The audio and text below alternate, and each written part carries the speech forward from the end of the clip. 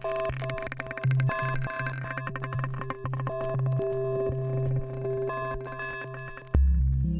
everybody. Welcome to Raising Vibrations. And in today's video, we're going to be looking at how to read house cusps in evolutionary astrology. So when I was busy working with somebody in the student group, the Raising Vibrations student group, where we're learning about EA, the question came up about, I have this sign on this part of my house, and yet I have another sign also in the same house. And so how does this work? You know, what is the synthesis over here?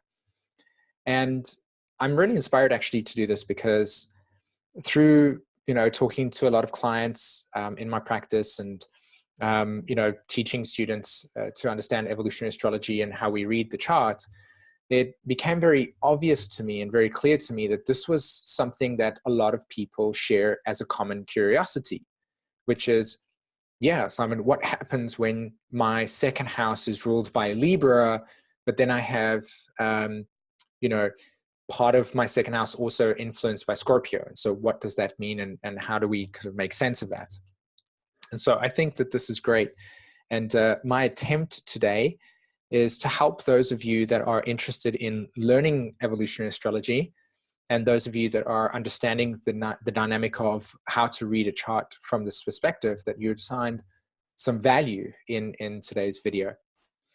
Okay, so how to read the house cusps in evolutionary astrology.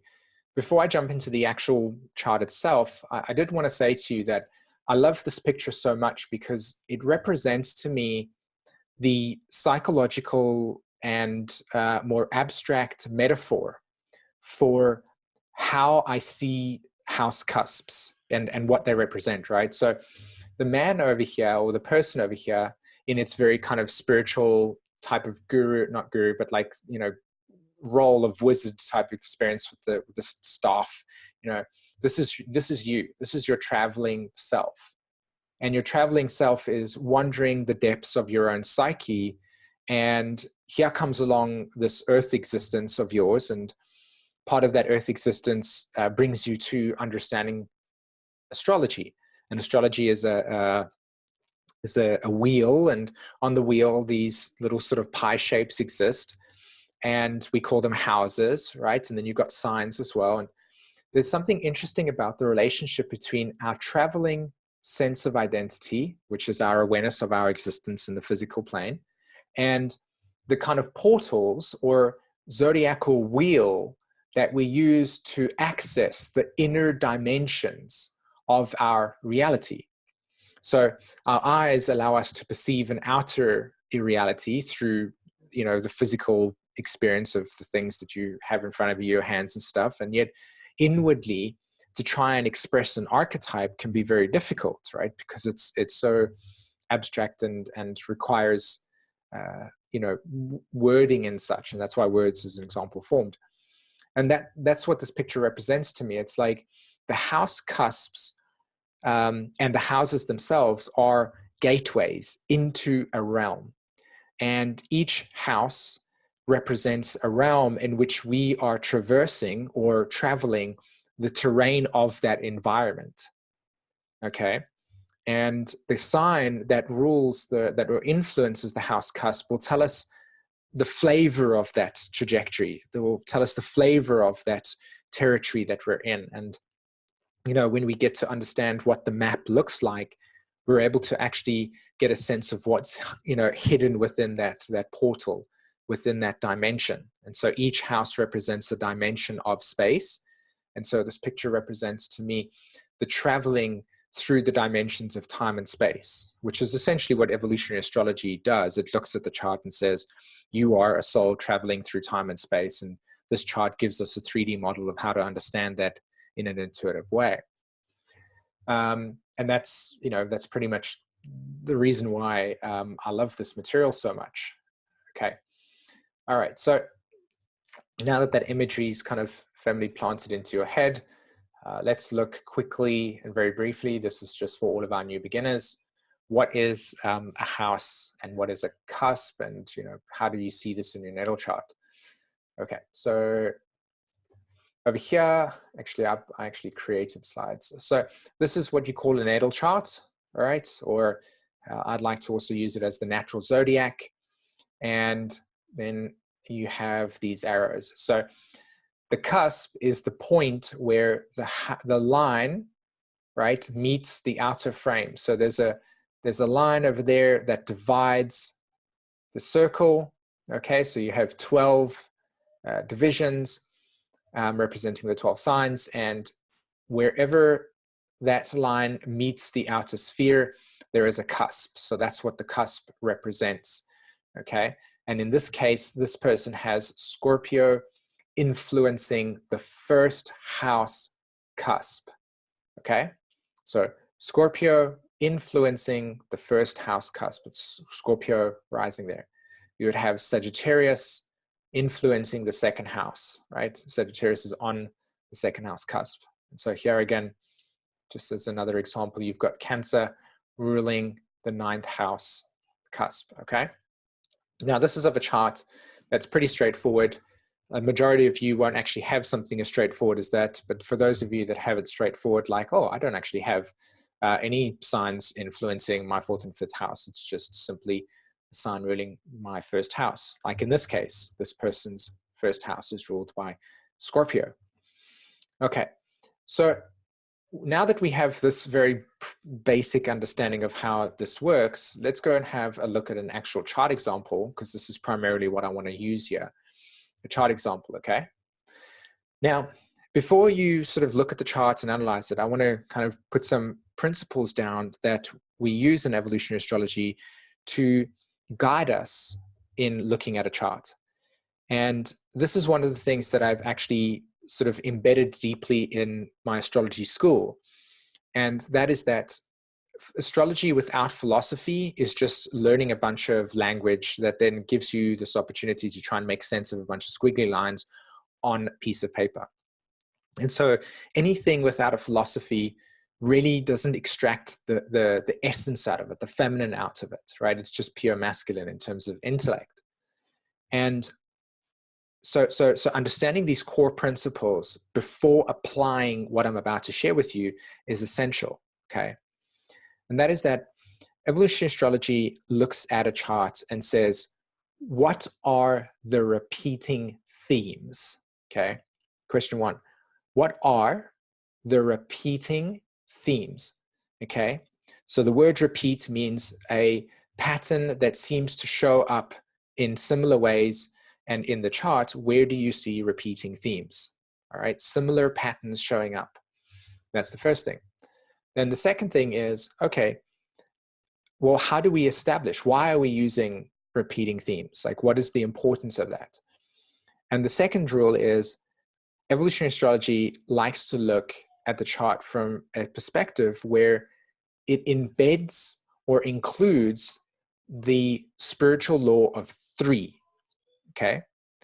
So the connection between the spiritual law of three and what I said earlier about the soul, which is this image of the person, traversing through, as in traveling through time and space. That is what the spiritual law of three teaches. And it does this. We have if you actually have a look at the Raising Vibrations logo over here, you can see right at the top. Let me just point an arrow to it over there. You can see it there, right? We have the Trinity. And the Trinity is, in this sense, the past, right? The future and the present, okay? So we have the past, the future, and the present, or the now.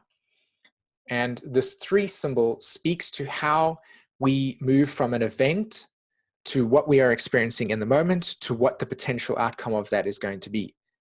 And so in that sense, we're looking at the progression of things moving through time and space, time representing the logical application of one, 1, 2, 3, 4, moving in a direction, right? And then space meaning the contents that is held in that arena, right? The content that is held in the experience. So you started watching this video at say 12 o'clock, and you're watching the video, and then you finish watching the video at 20 past 12. There is a time and space where you started it, where you were in it, and then what you came out of it with, right? 3 points. And the space is the experience between the two time frames that you started and ended it. Does that make sense? And so in this sense, when we're looking at a chart, we're observing what is moving through time and space. And so the law of 3 allows us to understand the past, the present, and the future. Okay. That's why evolutionary astrology will look at Pluto and its nodal axis, i.e. Pluto and the nodes, as the evolutionary axis of the chart. And I'll get into that in a different timeline. Okay, so now that we have this law of 3 and we have repeating themes, what's next? Okay, well, in order for us to make sense of repeating themes in Trinity, what EA does is it says, okay, the first house, the sign of Mars, okay, and Aries are similar archetypes. So Aries and Mars and the first house have similar energies, meaning that if I were to look at the planets here, let's take Mars, the planet, it's in the sign of Taurus. So the planet that is associated with Taurus is Venus. So Venus sits here. So when I understand Mars in this chart, I'm also bringing in the Venus position. Why is that the case? Because the planet is in a sign, and that sign is being ruled by a planet. And so therefore, through this process, that sign is influenced by the planetary energy of, in this case, Venus. And what you'll do here, and I've done this in previous teachings, is play the ping pong game. And you can start off by saying, okay, Mars is in the 8th house, okay, and it's in the sign of Taurus. The planet that influences Taurus is Venus, okay? So there is a planet over there, and we bounce to that point, okay? We're not doing anything, no analysis, no trying to figure stuff out. We're just observing repeating themes. You have to see the pattern, okay? What has this got to do with House Cusps? You'll see. All right. So there's the planet over there. Now what we're going to do is we're also going to say, well, what is the sign? All right. What is the house that is associated with Taurus? What is the house that is associated with Venus? And that is the 2nd house. Okay. So in EA, we go around the natal charts and we say Aries is associated with the 1st house. Venus is associated with the 2nd. Gemini is associated with the 3rd. Notice here, watch what happens. The moon is associated with the 4th. The sun is associated with the 5th. Mercury with the 6th. Venus with the 7th. Pluto with the 8th. Jupiter with the 9th. Saturn with the 10th. Uranus with the 11th. And Pisces with the 12th. Okay. Right. So, and I go through this in my astrology school. Like I really embed this in the way that I've taught it, specifically so that you can see the brilliance of what's going to occur. Okay. So Mars is associated with the 1st house. Aries is associated with Mars. Aries is associated with the 1st house. And so what we're doing is we're looking for repeating themes. Okay. And so here's the technique. Very, very briefly. In this person's case, they have Mercury ruling the rising sign. Okay, so the 1st house is being influenced. The 1st cusp is being influenced by Virgo over here. So what I'm going to do is I'm going to say, okay, we have to find the planet that is influencing the 1st house. In this case, it's going to be Mercury. Okay, there's Mercury there. So what I'm going to do is I'm going to bring in Mercury into the 1st house. And I'm going to say that the Mercury function in this person's life is conditioning that 1st house energy. What sign is Mercury in? It's in the sign of Taurus. Where is Venus? In the sign of Gemini. Can anybody guess what Gemini's ruler is? Yes, that's correct. It's Mercury. Oh, look at this. Repeating themes, coming back to the same thing over and over. The energy is literally bouncing between the two. So there's something about this person's values, and there's something about this person's capacity to communicate those values that has a lot to do with this 1st house energy. I can even go as far as to say Mars is in Taurus, ruled by Venus. Venus is ruled by Mercury. And now all of a sudden, I started at Mars, which was the sign that's associated with the first house, and I landed up at Mercury, which is the sign that's influencing the first house. Do you see it? And you can go and try it on 100 different charts and you'll come to the same thing all the time. Some of them are a little bit more sort of like advanced in the way that you see it, but it will show up time and time again. And the purpose here in what you're doing is you're learning to extract the story so that when you extract the story, you tell it. You're not making stuff up. You're like, this is what it is. And the soul goes, oh, I'm speaking to you. And that's the purpose. It's like the soul learns to speak to you, and the chart is a doorway to the portal. It's the portal to the soul. That's why this material is so profound. So let's try it again.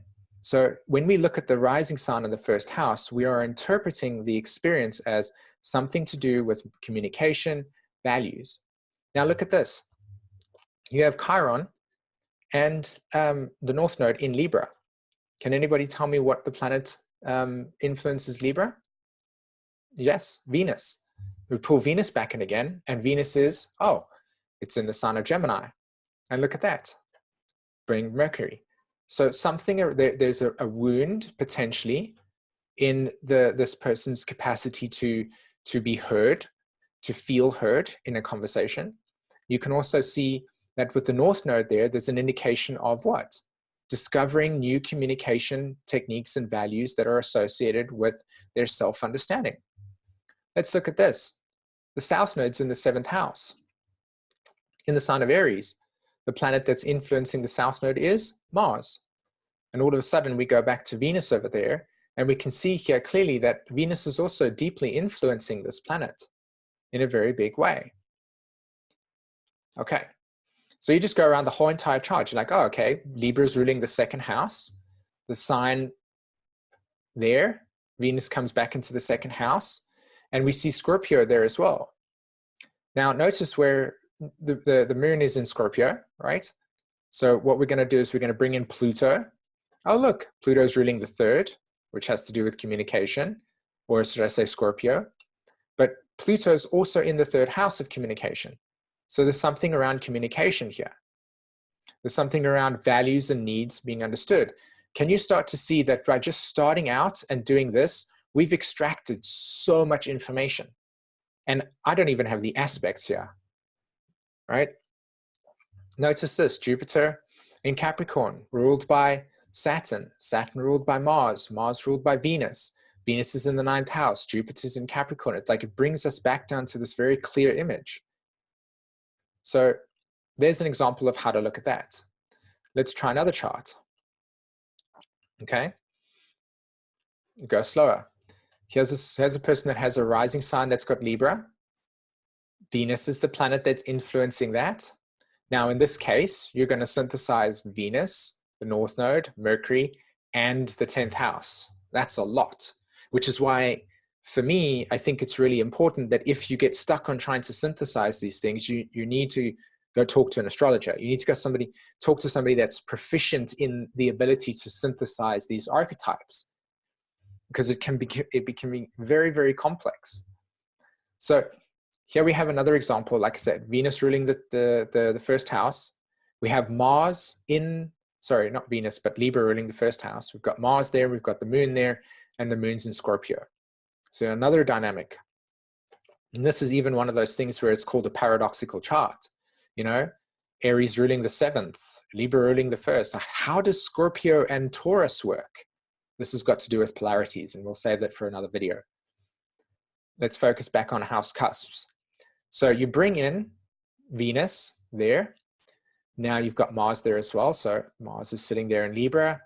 Let's go to Scorpio. Scorpio is ruled by Pluto. Pluto is there. Okay, let's look at what Pluto is ruled by. We're just going to bring in Pluto, to be honest, into this thing. So this person in their chart is pulling in Pluto into their 1st house. They're pulling in Venus into their chart. So this has a lot to do with self-expression in a public way, and it has to do with their specific core truth or belief, or their values that they hold within their truth, and how that becomes the vehicle for presenting themselves in the public eye. right? That would be something that would be very clear in this chart over here. Let's try this part here. Let's go to Capricorn ruling the 4th, right? So we would bring Saturn into this 4th house. Saturn's in the 7th house, Taurus. So the 4th house is deeply influenced by 7th house Saturn energy, okay? Saturn in Taurus energy. And you can see Saturn's in Taurus. So we bring in Libra if Venus, if we want to, which brings us back to Libra.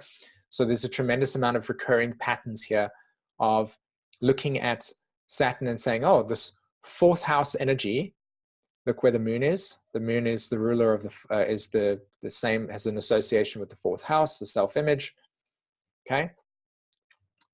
So here we have Capricorn ruling the 4th, we bring in Saturn. So part of this person's emotional dynamics is conditioned by the Saturn archetype. But now we have Aquarius here as well, right? So we've got Aquarius in the 4th house too. And we overlay that. So we overlay the Saturn. We first put the Saturn and the Taurus in the 7th house, and then we overlay that with Neptune, Uranus, and the South Node. So the planet that influences all of these energies is Uranus, and Uranus is in the same house as Aquarius. So Uranus is conditioning the South Node, conditioning Neptune. So immediately it indicates to me here that there's something around the soul's self-image that is being radically mutated into this lifetime. So it will show up potentially as having a trauma to one of the parents in the home.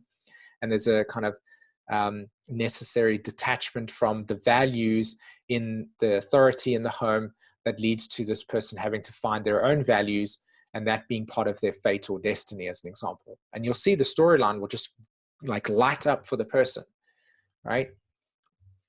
So let's try another example, and we'll go into this one over here.